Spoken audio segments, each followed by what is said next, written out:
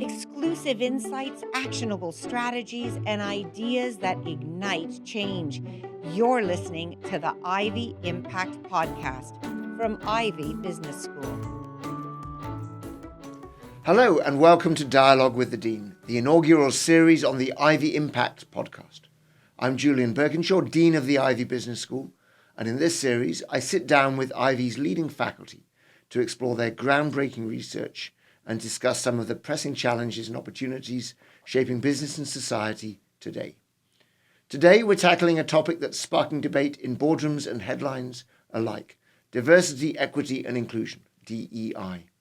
As some companies pull back on DEI efforts, the big question remains: how can leaders create workplaces where everyone can thrive? And can inclusion be more than a checkbox, but a core driver of innovation, engagement, and long-term success?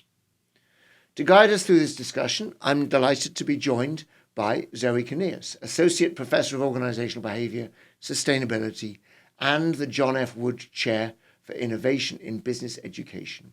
A thought leader in this space, Zoe will share key insights from her research and practical strategies to build more inclusive organizations. Zoe, welcome to Dialogue with the Dean. It's a pleasure to have you here. So happy to be here with you. Thanks. Thanks. So you joined Ivey in 2023 from INSEAD, the business school, the world-leading business school based in France and Singapore. So what brought you to Ivey? Oh, thanks for asking. There's several factors brought me here, but I'll start a little bit, a couple steps before if I can. Now, my education was actually in psychology. My PhD is in psychology, and very early on, I decided that I wanted to have more of an impact than I could have if I were to stay within that more narrow scope. And who has the most influence is the global business leaders, right? So I was very drawn to the impact that I could have, hence the international roles and really striving to connect with, learn from, and educate those international business leaders. And the reason I came here then is I was first interested in being back in North America, so there was a little personal element to that. But this role, the John F. Wood Chair, was one that really drew me to Ivey. And the reason for that is that it has a lot of impact within the business education world, and then also in connecting with how businesses are educating and developing their talent as well. Excellent. Thank you. So we're going to dive straight into one of your research studies as a way of kind of opening up the whole issue, because there's lots of issues to unpack here around DEI.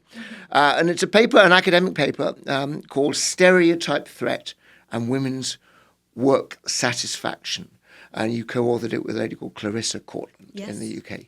Now, what's the problem you're trying to address here? So first, there's the big picture of the issue that we're trying to address.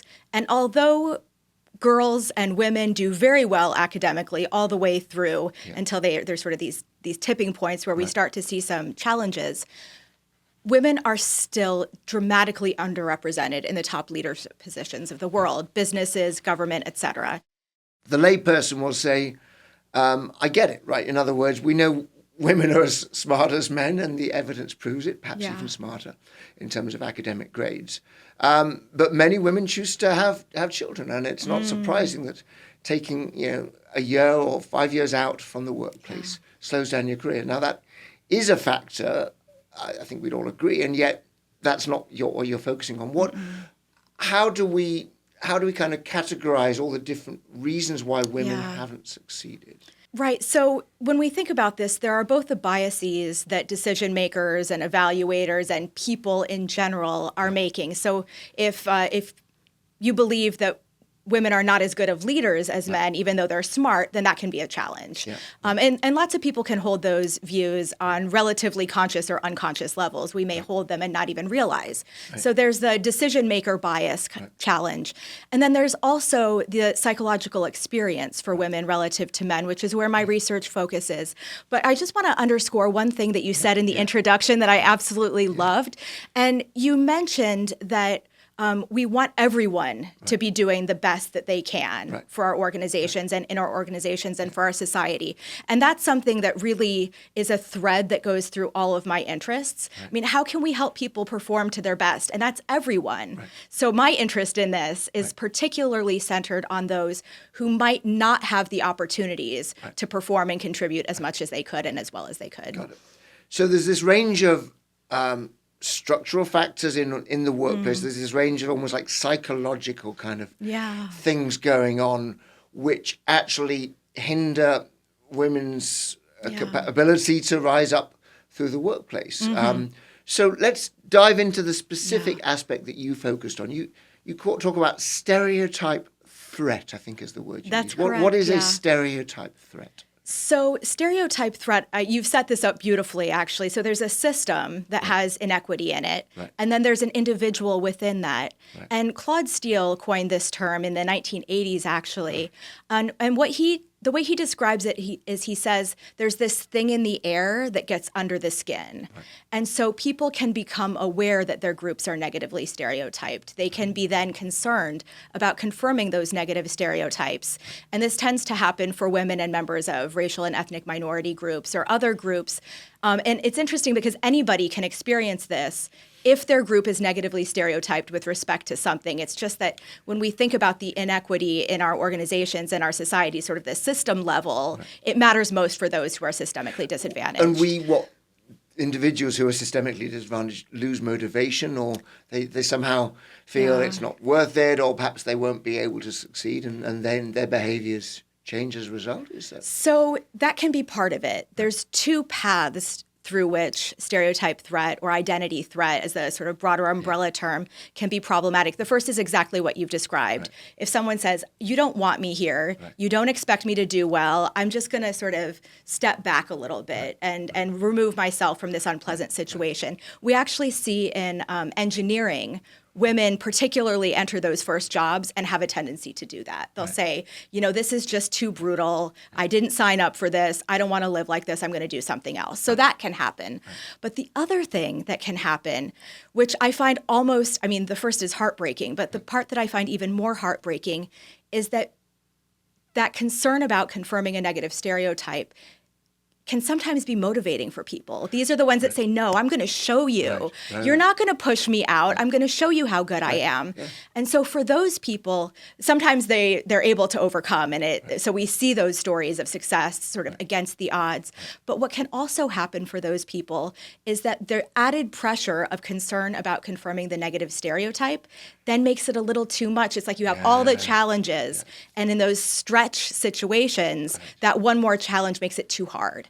And so it can make the same game not the same for everyone. And a lot of this stereotyping effect is happening sort of subconsciously. I mean, it's not like people are actively making life difficult for any particular group. It's just the way that the culture is, right? There doesn't have to be anything intentional happening for this to occur. You're absolutely right, Okay, so that's the problem that you kind of focused in on. And then tell us a little bit about the study, because you obviously were looking at the various support mechanisms, the various strategies that are available to organizations to help overcome this. So what were the factors and which ones ended up being the most important? Right. So this particular paper focused on social support.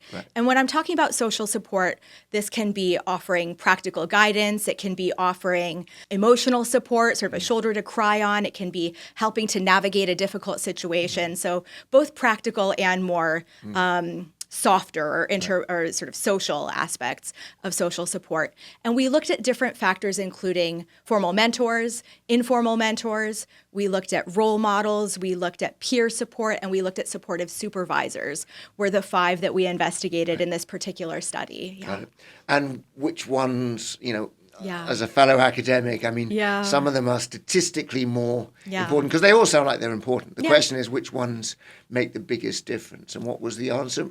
So the factor that did not affect was the formally assigned mentors. The informal mentors, the role models, the peer support, and the supportive managers were all beneficial for women in this study. Got it. I read that the role models was particularly important. Is that right? That's correct. So the role models, and these were identifiable role models. So we can think about people who maybe share demographic characteristics, and also ones that just feel interpersonally that we can connect with, whatever their demographics. Got it. And that was very powerful. So one obvious sort of so what is let's make sure that we have some powerful, influential role models within our organization that others can look up to. The other paper that you gave me to read in advance, we're calling it Building Teams That Lift Others Up. Yeah. And my sense is that that's a little bit more kind of prescriptive. It's a little bit more, okay, as a leader, what are the things that you can do to actually provide greater support for women in this case? Tell us a little bit more about that study. So actually, this study is one where we look at how we get support for women. Right. And so this is taking a step from where the women are the main focus of how do we help the women to succeed in this challenging situation to how do we make the situation better for them. So it's raising, we can sort of think of it as taking the onus off of women to fix the situation for women and saying, how can we get everyone to be more supportive? So in this paper, we also look at social support, but sort of from the other side of what happens when people receive social support for then providing support for others. So not how are they doing themselves, but how do they support others? So peer support, essentially, what can I do as a colleague to help my colleagues feel better, right? As a colleague and as a leader, right? So, of course, people who are more senior within their organizational sort of systems are able to have even greater impact. But anywhere we are as students, as starting our careers, and as very senior leaders, we have opportunities to engage in trying to help others. Got it. Yeah. And you use this term, felt support, I think is the word. Yeah. What does felt support mean? Yeah. I mean, I think we can intuitively guess, but... This is a process by which people walk through their lives generally feeling a bit more secure, a bit more stable, because they feel that others will be there when they need them. And this is something that's a little bit stable over time, but also can shift a little bit into adulthood. Got it. Now, I just want to dig into a little bit more about this, because sometimes people will say, what you're saying is we want a workplace where everyone's nice to each other and that we don't criticize people when they do things wrong. I mean, that's not quite right, is it? I mean, it is possible to have felt support whilst also actually being, quite disciplined and quite, performance focused. Absolutely. In fact, I might be a bit critical of someone who would not give the critical feedback someone needs. Providing strong social support can also be saying, I think you're on the wrong path right now. I think you should do a course correction and improve the way you're planning this aspect of a project or this aspect of your career. If we just sugarcoat things, then we don't get to the best products. And that's not good for people's careers or for the organization, of course. So, I mean, we perhaps too much of a tangent, but it's okay. as a leader of people who you want to do a good job. You want to provide them with support. You want to give them the feeling of psychological safety is another term that we often use. We should continue to hold them to account and give them feedback on when they're not doing their job and trying to make sure that they understand how they can improve, right?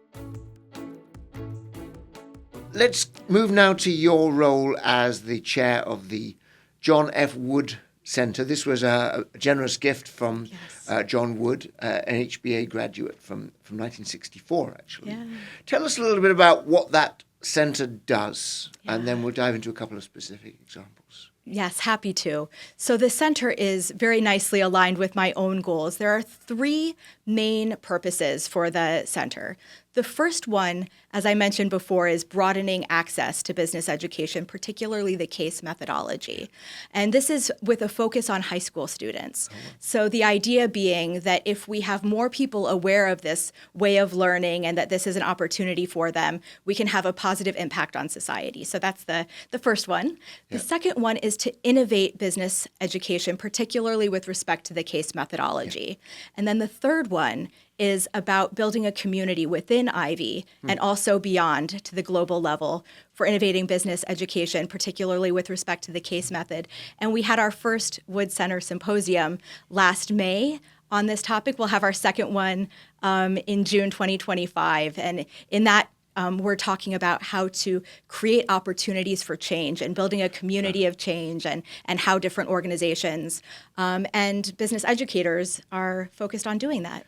We can't talk about innovation in learning without acknowledging technology. I mean, yes.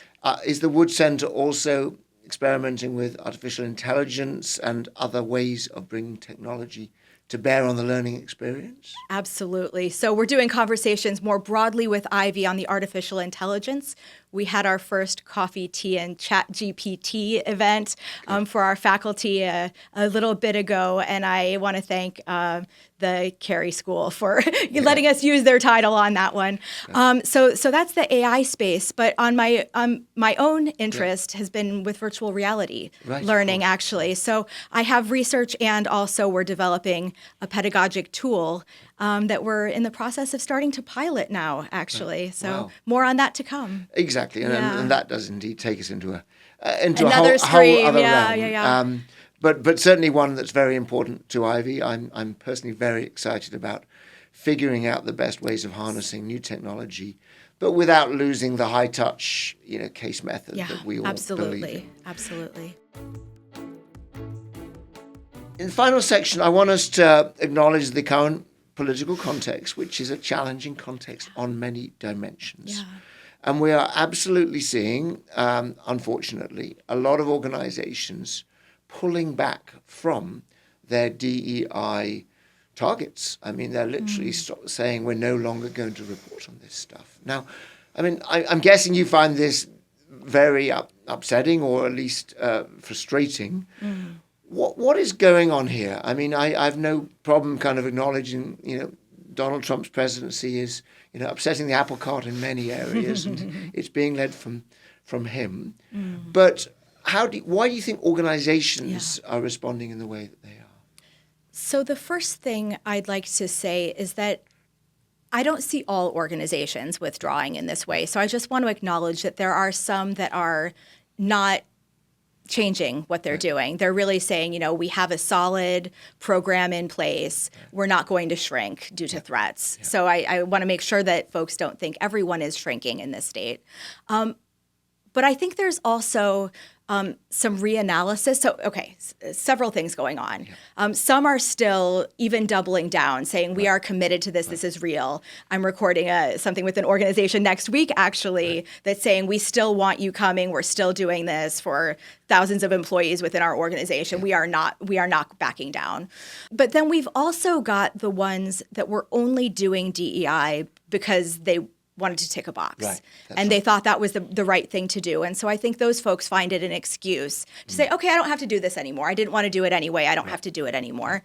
And then there's this other category of organizations that I think is really deeply considering how they do DEI and how they can do it well. And actually, it's funny, we've been using the phrase or the acronym DEI because some folks are saying maybe we should move away from using that acronym and say, what is it really? And I think you opened with it, that this is a way for everyone to perform to their potential, to contribute as much as they can, and to help the organization and help society. And so when we frame it in that way, which is fundamentally what it is, and talk about it in that way and communicate it more clearly in that way, and identify the ways that enable us to do that don't ignore the systemic imbalances and the systemic biases, is a way that I see lots of organizations that are motivated and trying to figure out, like, how can we rework this in a way that helps us to move forward?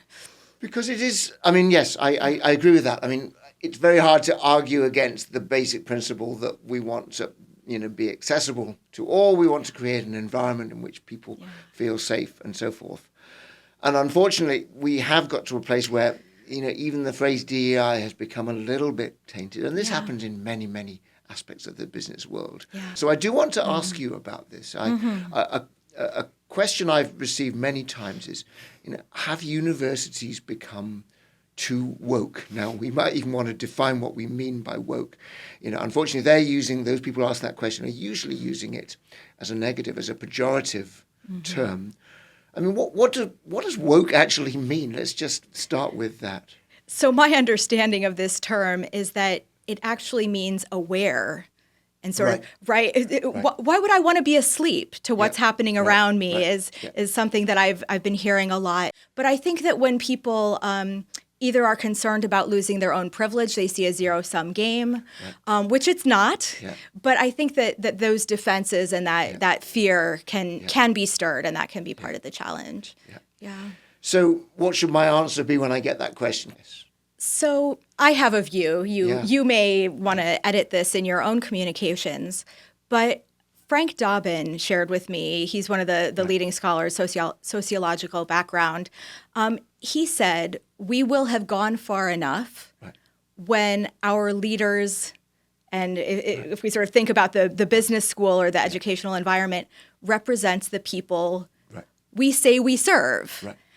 And we're not there. I don't know any universities that represent the people they are intending to serve or that we say we're intending to serve. And so when we've gotten that far, then we can say we can rest, right? Yeah, no, exactly. Yeah, and I'll bring it back to Ivy, and then a last question for you on that, because we had our new MBA class just arrived just recently. We now have 40% of the class are female.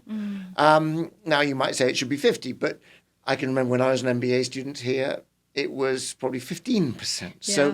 So I think we, Ivy, are making good progress in terms of gender balance, and our younger programs, our HBA and IMCs, are actually 50-50. So we're making good progress, but your point is, we shouldn't sort of stop until we've got to a point where gender is no longer an issue, right? We don't even feel the need to report on the percentages. Is that right? I mean, is that the way to think about it? So I would say that definitely with respect to gender. And I think that particularly in those segments of our context where we have gender balance already, we want to be thinking about other elements of identities and other ways of analyzing, because just looking at gender, I think, is a mistake as well. Yeah, absolutely. And obviously we can look at racial inequalities, and we can also look at socioeconomic differences, right? Yes. I mean, it is a fact that business schools, and this isn't Ivy, it's all business schools, we tend to cater people who are wealthy and connected, even though we have generous scholarships.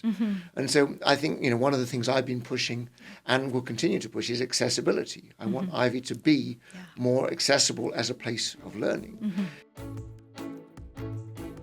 A couple of last thoughts then, and perhaps it's even just either a summary or sort of things you'd like people to take away in terms of either what they can do themselves as leaders in their organizations, and then perhaps a thought also on what Ivy should be doing better or more of. So first, for the business leaders, I think that really appreciating the value of social connection is one of the main takeaways from my recent research. And so we can think about that both in terms of the support we provide, but as managers and leaders, we can't be the individual support for everyone within our organizations. So then how can we help other people to how can we create contexts in which people will support each other in stronger ways rather than try to cut each other down? And Satya Nadella is a wonderful example of this. This is the CEO of Microsoft. Yes, that's correct. And when Microsoft was stagnating, you probably remember this whole story. Microsoft was stagnating. He stepped into the role. He started listening and trying to correct a culture that had become really aggressive and competitive and cutthroat, and to build it into something that would be more supportive. And he practiced that himself. So wherever we are within our organizations, we have the opportunity to influence those that are within our reach, right? That's right. And so I would really encourage folks to do that. And it does build nicely on one of Ivy's strengths, which is around leader and leader character. And obviously, a leader who leads with integrity and respect and humility is, all else equal, likely to get better out of his or her people than one who does not. And so to Ivy, I mean, what should we be doing more of at Ivy, just to finish with that? What should we be doing more of? So I know you're very excited about extending the reach of our influence more internationally, more broadly. And I do think one of my aspirations for Ivy, coming from an international background myself, is Ivy has some excellent things going here. but we're a little bit more contained than I think we necessarily want to be. Yeah. So I think broadening our reach more internationally would be a wonderful goal for us to strive for. Thanks. So we will close there. Thank you very much. Thank you. You've been listening to Dialogue with the Dean from Ivey Business School. A big thank you to my guest, Zoe Kinias, for sharing her insights and time today. And of course, thank you for tuning in. Be sure to join us for our next episode, where I'll be speaking with Zhe Zhang, Assistant Professor of Marketing, about the surprising impact of nicknames, how they shape branding, workplace dynamics, and why they might be hurting your business strategy. Until next time, goodbye. This was Dialogue with the Dean, an Ivey Impact Podcast series.